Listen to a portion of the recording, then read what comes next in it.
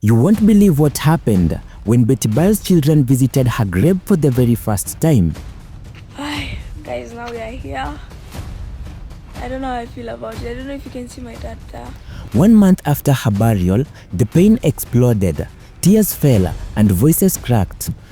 Now, Danny, what do you want to tell mom? It's my business. And the internet was not ready for what they saw next. Betty Bayo's daughter, Sky Victor, her young son Danny, and her husband Tash broke down in tears right there at the grave, raw and filtered, heart-shattering. Tash holding on to Danny, staring at the grave, whispering words that left millions in tears. Dad, what do you want to tell mom? But I wish she was here with us. Sky struggling to stay strong, but the pain said everything. And this comes just days after the explosive drama involving Betty's mother. But that is not all. Wait until you see what Sky revealed that completely changed how people saw this family. I miss her so much, but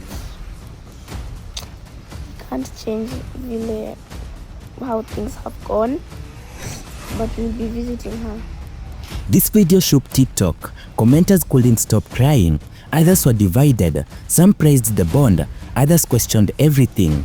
But you should remember that this story will hit you straight in the heart. Stay with me because what happens next is the most emotional moment yet. On Saturday, December 13th, 2025, 1 month after laying gospel singer Betty Bayo to rest, her widower Hiram Gitau, known to many as Tash, made an emotional journey. He wasn't alone. Holding his hands were Betty's 2 children, 13-year-old Sky Victor and young Danny. The video that emerged from the visit has sent shockwaves across social media, ranking up hundreds of thousands of views on TikTok, and honestly, once you see it, you will understand why people couldn't look away. Picture this, a still unmarked grave at Betty's Mbugua estate home in Kiambu County. The flowers that once bloomed vibrantly during her burial have now withered and dried. The cement has yet to be laid. In many ways, the grave mirrors the family's grief, raw, unfinished, and impossible to contain. Tash stood there in black, his son Danny sleeping against his shoulder, overwhelmed by emotions and too heavy for a child to bear. When asked what he wished to tell Betty, Tash's response was simple but devastating. Dad, what do you want to tell mom? But I wish she was here with us.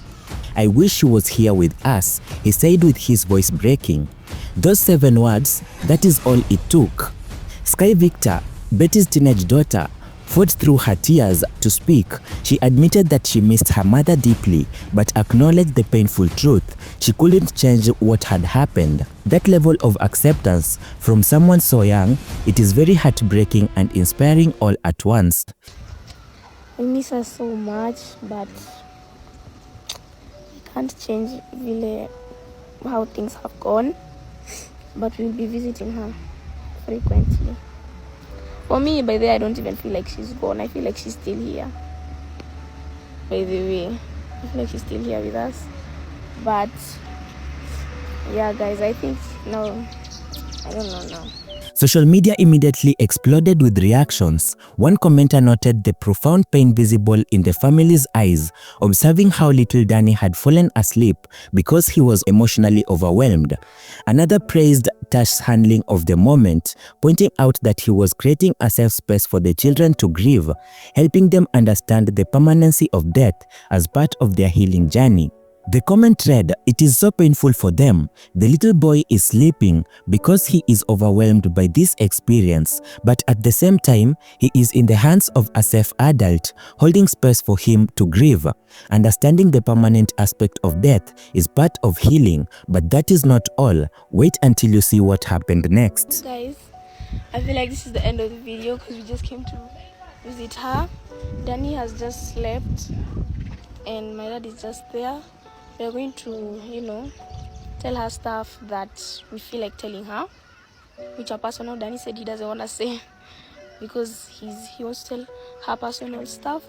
But yeah, that is it, guys. Now, here is where the drama unfolds.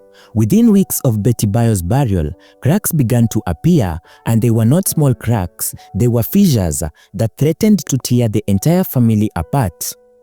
Joyce Wairimu Mbugua, Betty Bayo's mother, on December 9th of 2025, through her lawyer Geoffrey Omenke, Joyce sent a formal letter to the Director of Public Prosecutions demanding for an official inquest into Betty Bayo's death. Her claim, she suspects that there was foul play. In a letter, Joyce argues that Betty had no known history of any underlying medical conditions. According to her, Betty had shown no signs of illness that would indicate a life-threatening condition.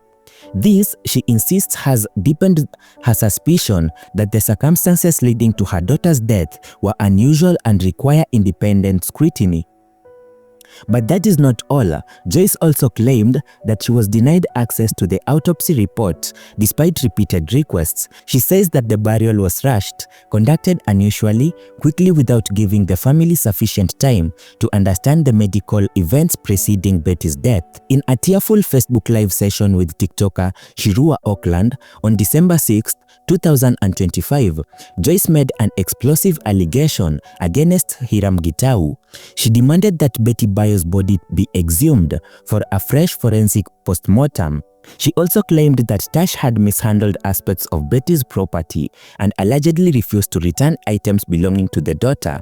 As for Tash, Joyce said, "I want him to return all the belongings he currently has that belonged to my daughter, and I will personally oversee that process." You can imagine that when I raised my concern with him, he told me to take him to court if I wanted to.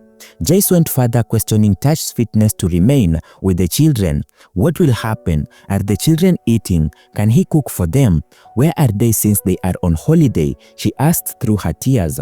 She called for the children to be handed over to either their biological father, Pastor Victor Kanyari, or to her other daughter Wanjiku living in Kenya. "I want Kanyari to go to the police, get an OB number and take the children," she insisted. But here is where it gets complicated. Joyce also revealed that she wanted the burial permit issued in her name as Betty Bayo's mother and legal next of kin. However, she claims the permit was issued under Tash's name. Instead, against her wishes, she now wants his name removed from the death certificate, calling it false for him to claim he is the next of kin. The allegations don't stop here. Joyce claims that before the burial, the family held a virtual meeting, agreeing that Betty's sister would take care of the children after her burial, and according to Joyce, Tash refused and told the family to go to court. While adults argue and lawyers strategize, Sky Victor has been processing her grief in her own way, and it is heartbreaking to witness. During Betty Bayo's memorial mass, Sky struggled through tears as she read a tribute she had written only moments before stepping to the podium.